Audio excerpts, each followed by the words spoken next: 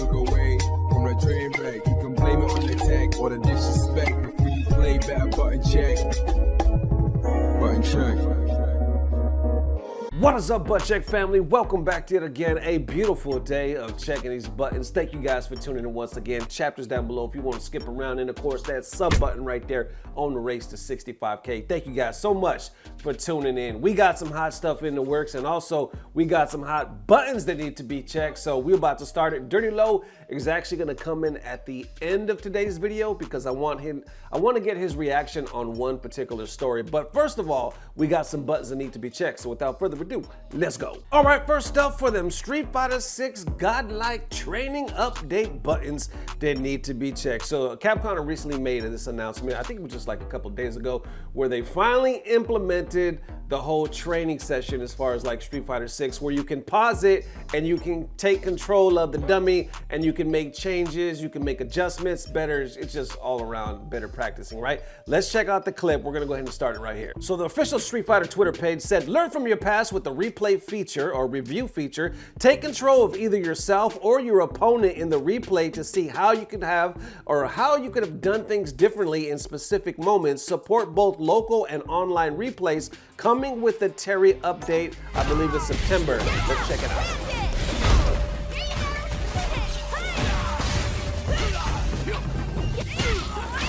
Okay, now we're about to take over.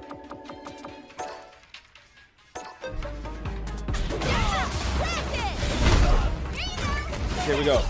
Okay, so that didn't work. Kinda, but not really. All right, let's see what else we got.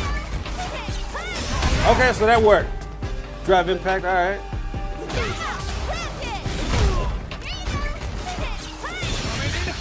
Wake up, oh, that shit didn't work either. This is actually gonna help me out so damn much, man. Okay, wake up with the level 3. That shit worked. That's what's up. They add to this saying, use the feature to try out different ways of tackling your matches to find out solutions that best fits your play style.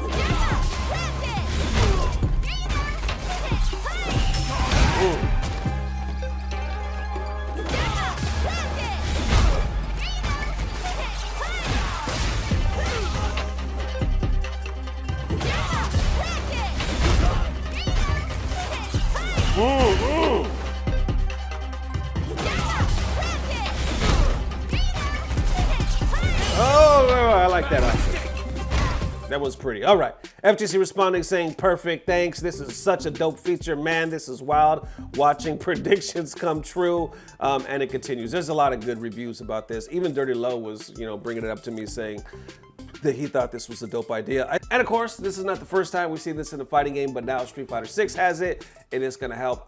For me, getting back into the game, it's gonna help tremendously. And I know y'all, listen y'all, let's be real. Come close. Let me talk to you real quick. Let me whisper in your ear. I know the streets. I got my ear. I got this button check ear on the streets. I know y'all talking shit. I read the comments. I might not reply to all the comments, but I read the comments and I know y'all talking shit about old Nesto. Talking about, I don't play the game anymore. I keep saying I'm gonna play the game, but I don't play the game. Oh, I got something cooking, baby. And I got something cooking just for you motherfuckers. So just hold on tight.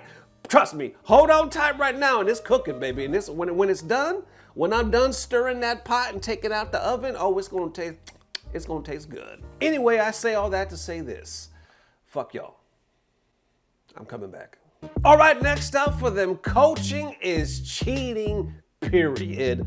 Buttons that need to be checked. Man, we've seen this debate of coaching in the FGC for years. I've had like 2 or 3 videos on the thing, right? And it comes up, I wanna say like once a year or every other year, and it gets deep. Now it's been surfacing, it's been there for a minute, and sometimes it gets like really intense. I'm like, yo, let's talk about it because we talking about it once again. I believe that both sides have good arguments, but now we got the Street Fighter community, Tekken community, everybody weighing in. So let's go ahead and check these buttons. All right, starting right here with Speed Kick saying competitive Tekken is in a crazy spot because the dude goes down in the game and then brings it back 2-1. And I can't even say nice download like before because I watched his friend spend 60 seconds whispering the adjustments in his ear. That one has quite a bit of likes, right? But others disagreeing with it, saying, man, you have some of the worst takes in human history.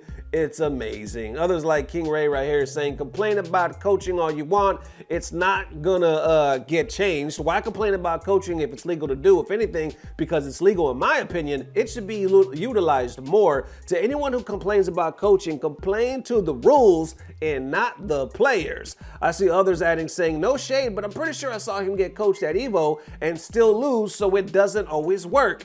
King says yes, but it's up to the players to execute whatever the coaching is telling you. It doesn't mean the win is certified. Then again, you would also need a good coach too. That's why the option is one available to you. All right, so you got those perspectives, but doesn't stop right there.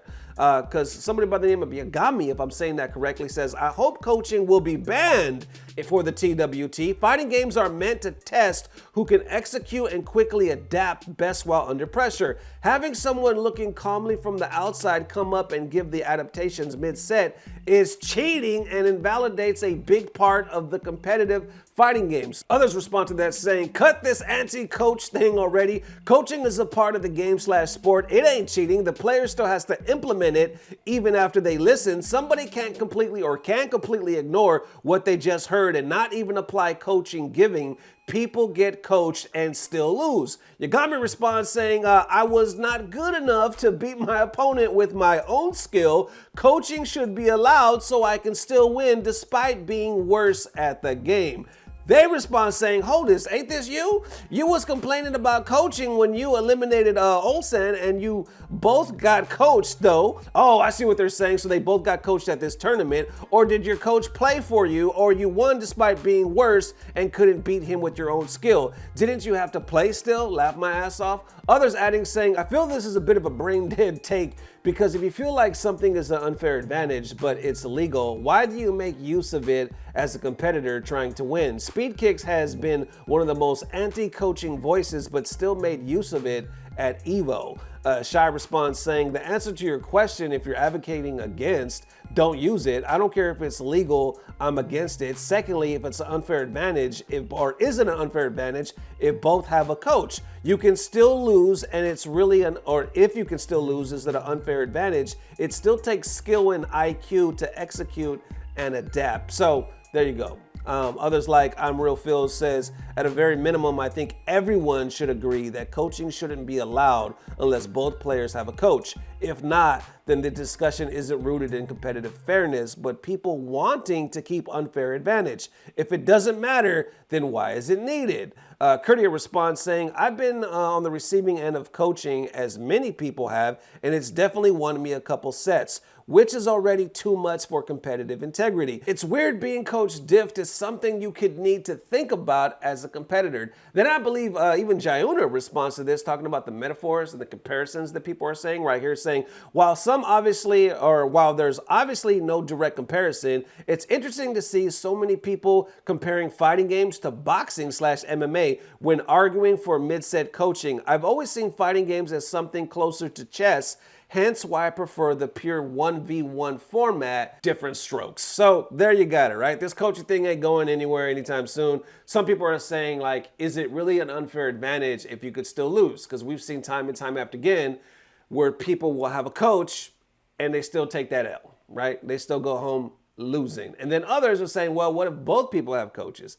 Is it really only cheating, though, if one person has the coach? So now if one person has the coach, technically they have an unfair advantage. And they're talking about integrity and you weren't winning, but now you got somebody whispering in your ear. You can't even say nice download because you were cheating. You had somebody else with the download whispering in your ear. So I feel like there's a lot of weird lines, gray lines, and it gets kind of sticky in some areas. Because others have also used the metaphor, which we've seen, like sports, like Jayuna was talking about, right? Like in boxing, you go to the corner and you got somebody in your ear, right? So nobody at the end of the day is talking about cheaters there. But like others are saying, it's because both of them have coaches. So technically it's equal at that point. We're more talking about when one person has a coach. But others, period, are like, no, we don't want coaching at all. It's too much watered down bullshit and is compromising too much of the competitive integrity in the FGC. And that's why Jonah was like finishing it up saying, there's really no comparison to MMA. I've seen fighting games more closer to chess, which is why I prefer the pure 1v1. But at the end of the day, it is legal. Like some people are saying, they're like, yo, if it's legal, then hate the game. Don't hate the player, hate the rule set. How y'all feeling? Let me know. All right, next up for them MK1, the hate has never been higher. Buttons that need to be checked. So, you know, we've been discussing this for a while. Dirty Low brought up the other day when they were talking about the gender swaps, that he thought it felt lazy. He was like, I got nothing about female characters and whatnot, but he was like more so, why doesn't NRS just create a dope ass new character rather than taking a character that everybody already loves and then swapping the gender, you know? So he was like, it just felt kind of lazy to him. I thought that was an interesting take. Now, you have a lot of people that also believe that. You see it all over Twitter, you see it all over YouTube, but I noticed True Underdog actually made a video specifically for that. We're gonna check out a small clip. The link is down below. Definitely check out the full thing, but we'll check out just a couple of minutes. Let's go.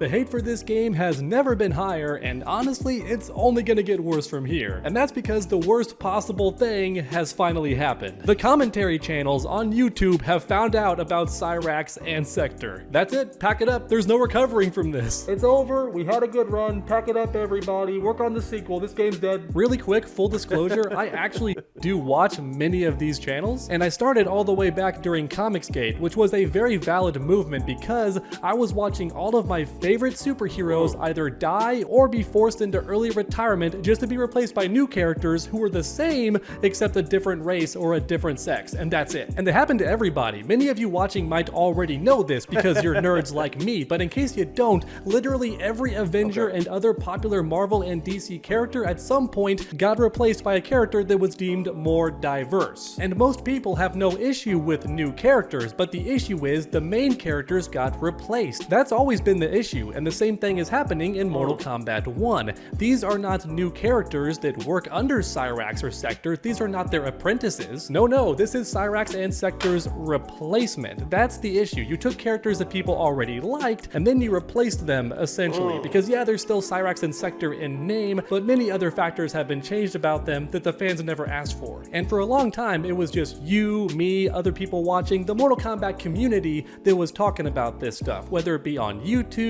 or on online game forums, or on social media. It was mainly just the Mortal Kombat fans and some other people in the fighting game community that were talking about this, but now the commentary community's gotten a hold of it. And as a result, it might be game over. I'm exaggerating, but no, the hate is gonna be real. It's gonna skyrocket. And in some ways, the outrage is absolutely deserved. I don't think Mortal Kombat 1 is above criticism, and I don't think NetherRealm was smart to make big changes to fan favorite characters like this, especially if it was not asked for by anybody. Most of you watching already know that it's not a huge deal for me because I'm a gameplay first kind of guy, and Cyrax's gameplay looks incredible, like better than ever, and I bet for Sector it's gonna be the same thing. So because I care more about gameplay, it's not a huge deal to me. However, I can still understand why this was a really bad decision by NetherRealm, like really dumb decision. You could have easily made 2 brand new characters that were also cyborgs and nobody would have cared, so why'd you replace Cyrax and Sector? Now you've brought down the wrath of the commentary channels and they're saying DEI and Sweet Baby Inc. this and that, and it's all terrible, man. Because I debunked the Sweet Baby allegations many months ago. It turns out that company did not work on Mortal Kombat 1, at least according to every credible source I could find. If you go on Sweet Baby Inc. Detected, Mortal Kombat 1 is not a game listed there, and if you go on DEI Detected, the game is not listed there either. So from what I can tell, NetherRealm did not work with any of these consulting diversity inclusion companies to change Cyrax and Sector. All the data I could find says nothing about Sweet Baby Inc. or any other DEI consulting firm. But with that said, if any new information comes up that debunks my debunk, then I'm completely okay with that. I'm okay with the data. Because once again, I don't like the decision to change characters in this way when the fans don't ask for it. All right, so there you have it, y'all. Like, yeah, it's crazy how when it first happened,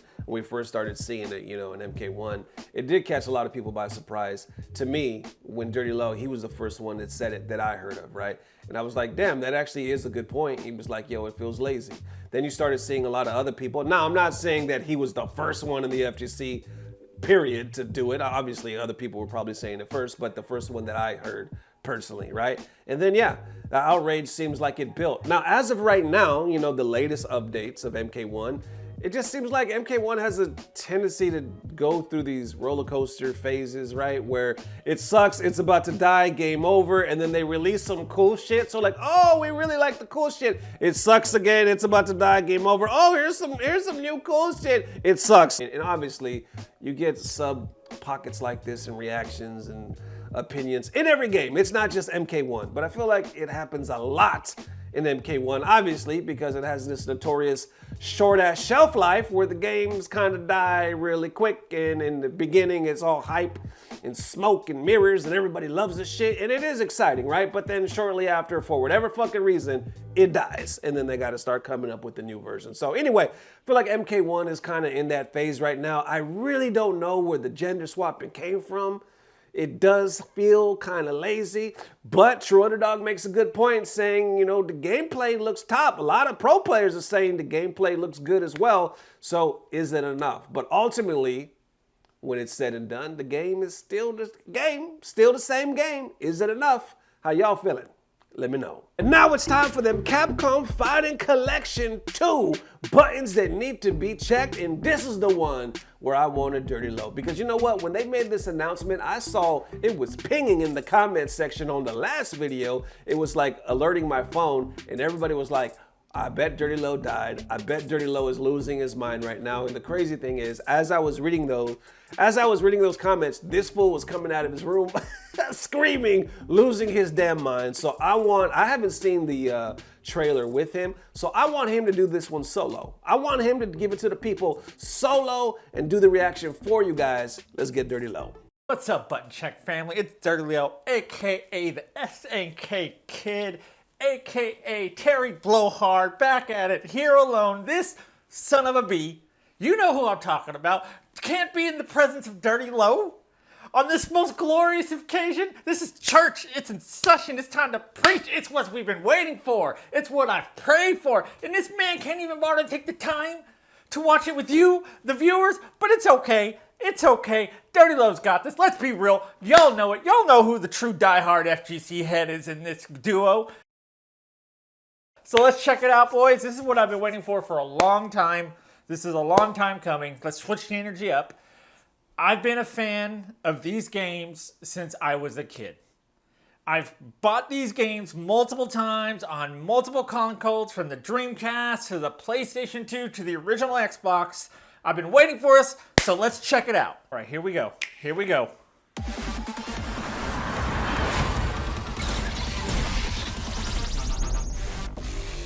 That music is slamming. See, right here at the intro, when I saw this video, I got super hyped. I saw the SNK characters. I saw the Capcom characters. I knew what was happening. This is going down. Oh, man, I'm so excited.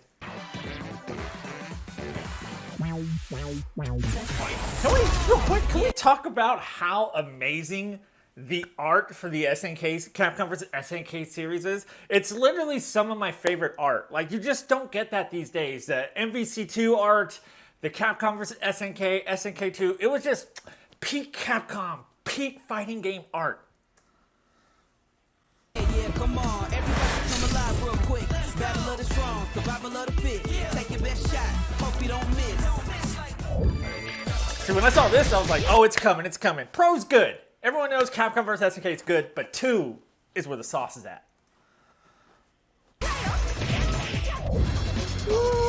Woo! Classic, very classic. Power Stone 2, even better. This was a surprise. I did not expect Rival Schools or Project Justice. This is also a great, just nostalgic-filled game. I can't wait for this. And of course, the classic. The classic.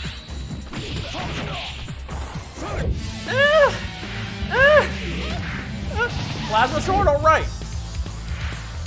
This didn't see a lot of love on consoles. Gotta love it. Best art.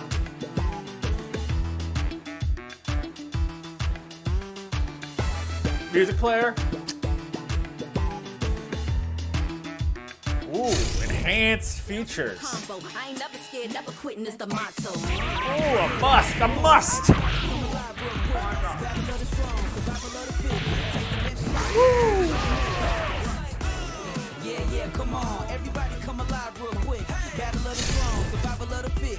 course, the rollback. You don't miss. A new challenger is among us. They can take it high, you can take it much farther. Fast with the hands, E Honda. Defend my legacy with strength and honor.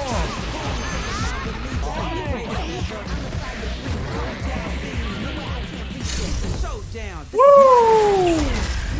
Look at that art. Listen to that music, folks. That's amazing.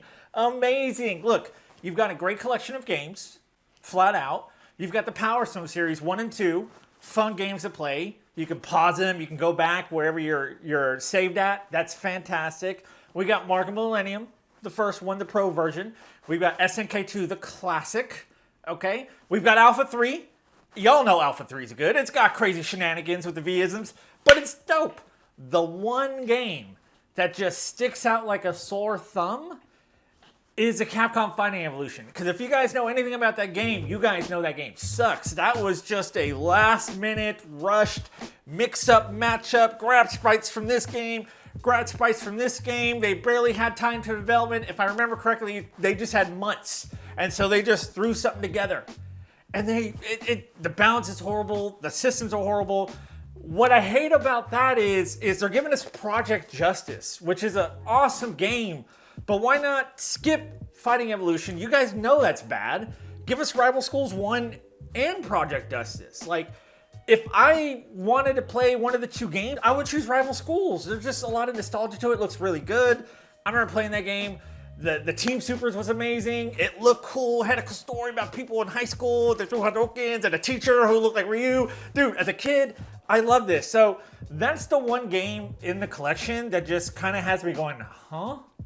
Like, what, Capcom? Like, don't throw that crap at us. We don't want that. We want Rival Schools. We want Project Justice. And of course, Plasma Sword is a classic. I didn't play a lot of Plasma Sword. I played the later version of that on the Dreamcast. It could have been that game.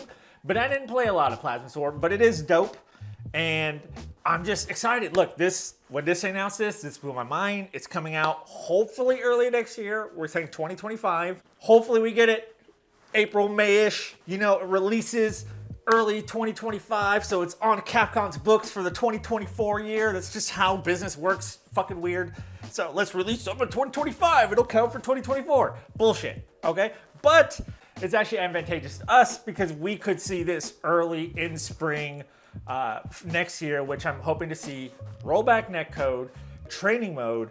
I mean, I can't express to you guys how hype I am for this game. That being said, ladies and gentlemen, that wraps it up. Capcom Fighting Collection 2. How hype are you guys? Let me know. Comment, like, subscribe, get in there, talk all the crap to Nesco why he can be next to me right now for the hypest announcement of the year. This is absolutely ridiculous. He can't handle it. I thought he liked fighting games. I thought this is what we do. But you know, you got your boy Dirrty. I'm still here. Love y'all forever. Peace. That it is, ladies and gents. Definitely let me know how you were feeling. Thank you guys for the amazing love. We will see you soon. If not tomorrow, definitely the next day. And like I said, we got some exciting stuff planned. And this ain't bullshit, baby. This is serious. So either way, we'll see you soon, y'all. As always, I don't know what it is, but I know it's about to get better. Love y'all forever. Peace. Blah, blah, blah. Subscribe. And just having a lot of fun. I mean, I could see myself there. Look at him. Look at him. Little Dirty Low. Oh, he's so cute, handsome, polite. Look at him. Just in front of that CRTV. Just lights out, playing with that stick. Just look at you. The world ahead of you. The world's ahead of you. Just don't date that girl. Just don't do, and then don't date that other girl. And definitely don't date the last one. Like, don't make mistakes. I want to go back. Take me back, Capcom versus SNK. Take me back, Capcom. I need it. My life sucks. I'm so sorry.